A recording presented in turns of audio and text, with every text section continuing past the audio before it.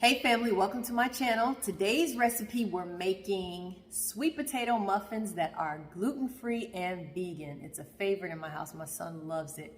The end product of these muffins is moist, delicious, sweet, low on the sweetness, but also the benefit is they're full of good stuff: vitamins A, C, B6, iron, potassium, magnesium. We got it coming at you. Stay tuned. So here we have all of our ingredients set out. We have a sweet potato, a very ripe banana, all of our moist ingredients and all of our dry ingredients. Now, what I did was I took the sweet potato and the banana and blended it in my blender, and I'm going to pour the sweet potato and banana in a bowl. I use very ripe banana because it adds sweetness. It gives the finished product a little bit more sweet flavor without having to use so much added sweeteners. Sweet potatoes, loaded with vitamins and minerals, vitamin A, C, B6, the minerals beta carotene, iron, potassium, and magnesium. Bananas, although it's a pure carb, it's loaded with potassium and magnesium, has vitamin C and B6. And so when you make your meals and your snacks at home, you can really account for what you're putting into it. When you have muffins and things brought from the store, there's a lot of extra additives that you do not need that will cause your cholesterol to go out of control. They have additional fats that aren't needed. So this recipe is gluten-free and vegan. So right here, I'm putting in the flax eggs, the vegan eggs, which is basically flax seeds, and combining that. And so again, if you are looking to control your cholesterol, just reduce your overall calorie intake. These are excellent substitutes in the finished product. You don't taste the difference. So let me just go over the ingredients really quick. We have the sweet potato, the ripe banana. These are the wet ingredients. We're going to put in the flax eggs, 2 flax eggs, or you can use regular eggs. We've got the 1/4 cup of coconut oil that just went in. We're going to stir that up. You don't want the coconut oil to get hardened. And we're going to put in a 1/4 cup of maple syrup and a 1/2 cup of coconut sugar. I use coconut sugar because it's not bleached and extra refined like white sugar. It's just a better alternative. And I'll compare those head to head maybe in another video.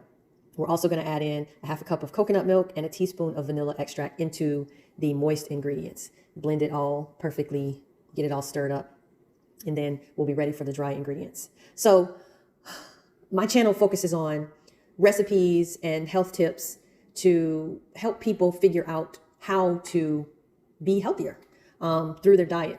What can they do to be healthier? How can they plan? What kind of meals are they able to make to lead a healthier life? So I see a lot of people on a day-to-day basis and they just don't know what to do. The advertisers confuse them, they lie, they tell them things are healthy and they really aren't. So my channel, Love My Me, is dedicated to trying to tackle that subject and provide alternatives. So here's our dry ingredients. Our dry ingredients are 1 1/3 cup of gluten-free flour. You can substitute with regular flour, of course, it works fine. 1 3/4 cup to 2 cups. And of flour, 1 1/2 teaspoons of baking powder, 1 teaspoon of baking soda, and 2 teaspoons of cinnamon or pumpkin pie spice. That'll work perfectly fine if you don't have any cinnamon or if you want a little bit of a different taste, since these are sweet potato muffins.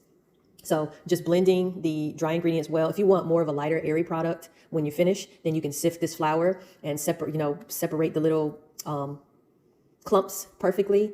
And I'm combining my wet into my dry. And with gluten-free baking, the good thing about gluten-free baking is because there's no gluten, there's nothing to make it tough. So you can blend it very well. The more you stir, the better. It's not going to affect the outcome. Whereas in regular baking, if you overmix, you're going to have a tough, dense product.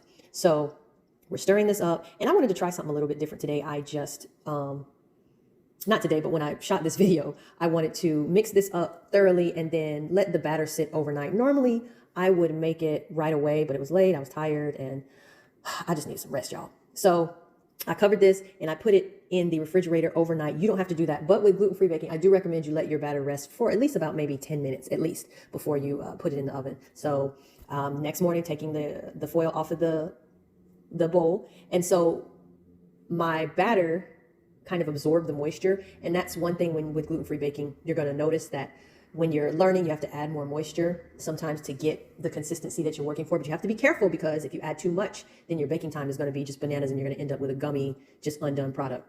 So grease the baking tins, put the muffins in there, and baked at a preheated oven, 375 for about 30 minutes. And this is the finished product.